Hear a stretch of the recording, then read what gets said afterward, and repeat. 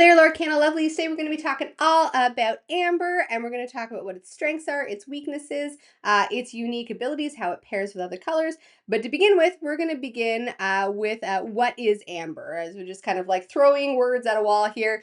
Amber represents healing, it represents singing, it represents cooperation, and a bunch of different characters all working together. And those are kind of like the big things that amber represents. And then it has a very, very unique thing that it does that we're going to get to in my unique list here. So let's kind of look at some cards as examples of what amber is as a color. So first off, like I said, it is healing. Amber gets some of the best healing in the game, and it gets healing with no strings attached, no extra hoops to jump through. You just get to heal characters. And sometimes it is heal multiple damage from one character. Sometimes it's heal a little bit of damage from a whole bunch of characters. Pluto, for an example, heals 3 damage to himself without having to do anything else. He just needs to be sitting there with damage on him, and it goes away.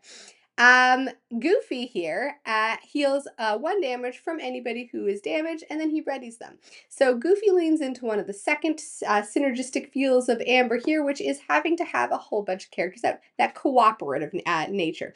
So if you have a bunch of characters out, which amber wants to do, with Goofy, you get to ready them afterwards. The next thing that feels like an amber strength is singing and songs. You have a bunch of characters that have singer as an ability, so they get to sing for above and beyond their ink cost, but you also have cards in it that get you bonuses for songs, whether you're playing songs, singing songs, looking for songs. There's cards that get you song bonuses. So Ariel's one of them, Flute's another. There's a bunch of things that very much rely on songs as a strategy. This last one is what is uniquely amber. This is something that only really amber gets, and it is discard recursion. So bringing things back from the discard pile.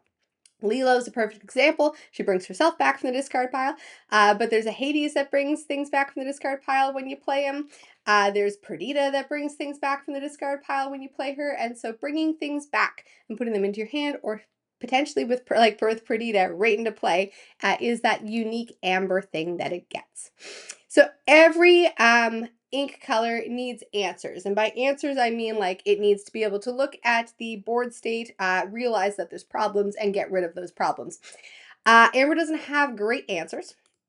But let's go into the couple of answers that amber does have. So one of the things that amber has as kind of like its general answer strategy is protect its own things. One of the ways that it protects things is by readying them at the end of your turn. So Simba here and Goofy from the previous example are great examples of how you can ready your own characters at the end of your turn to stop them from being able to be challenged by your opponent. Other things that amber has that are unique to amber as far as like protective answers, again, not a great answer, but an answer nonetheless, are making your opponent's characters smaller. If your opponent's characters are smaller, they're less of a threat when they go to challenge your characters. So Kita's an example, Vanellope's an example, Trials and Tribulations here are examples of how to make your opponent's characters smaller. The last kind of example I have as amber answers, which is probably the best amber answer, is stopping your opponents from being able to play things before they even play it. And my example of this is Bare Necessities. So you get to take a non-character card out of your opponent's hand. So you don't want them to be prepared.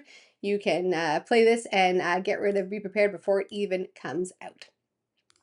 Next important thing to talk about is card draw. Card draw is very important in any game, and especially in Lorcana.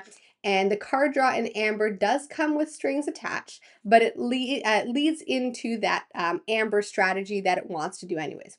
So an example of card draw here that has a little asterisk next to it is, say, Stitch Rockstar. When you play a character with cost 2 or less, you can exert it to be able to draw a card.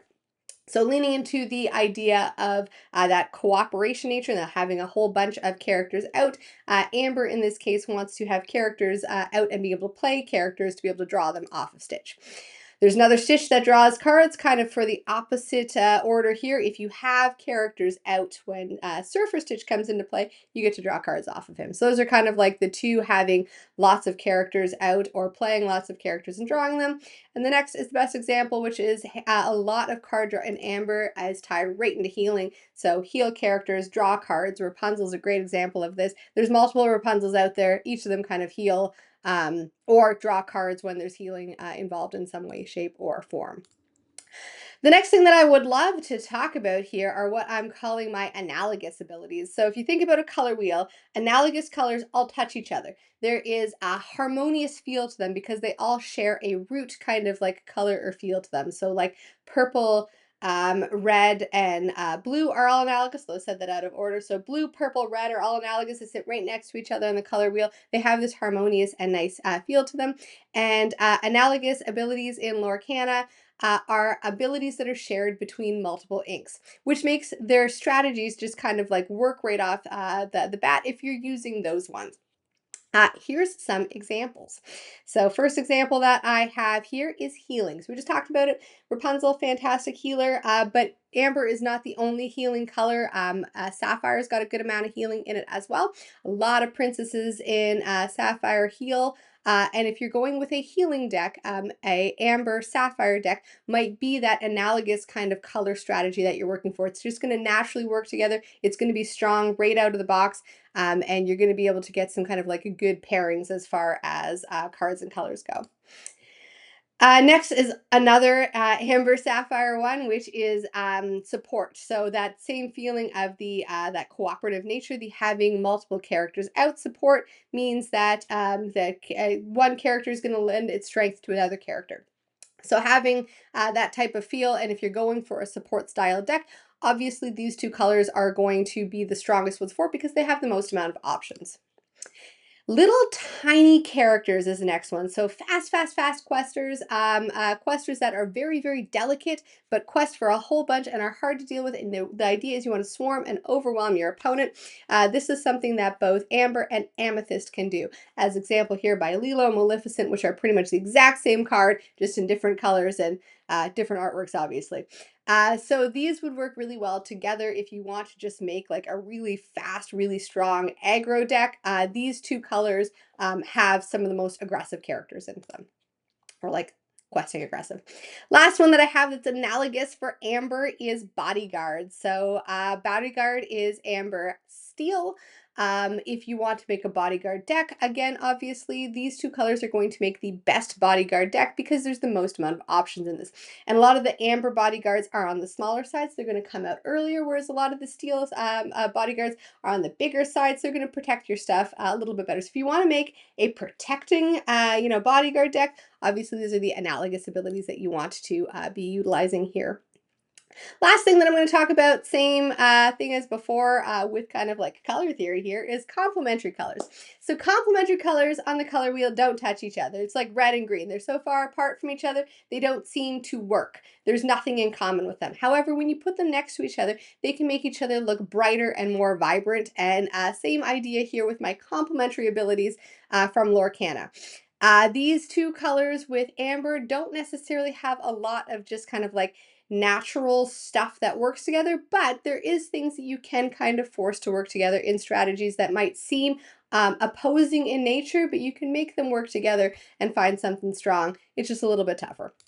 My first example here is lemon lime, I guess you could say. So at first, these two colors don't share a huge amount of abilities between the two of them. However, if you kind of dig and look there, there's a lot of make characters smaller with Seikita, and there's abilities to bounce characters and put them back to their opponent's hand, like for an example, Under the Sea here. So this is a way that you can get two colors that might not necessarily look like they synergize the easiest right away and be able to find very strong synergy in them. Last one is going to be Amber Ruby. So Amber is that healing, kind of nice, peaceful color. Ruby is a fight color.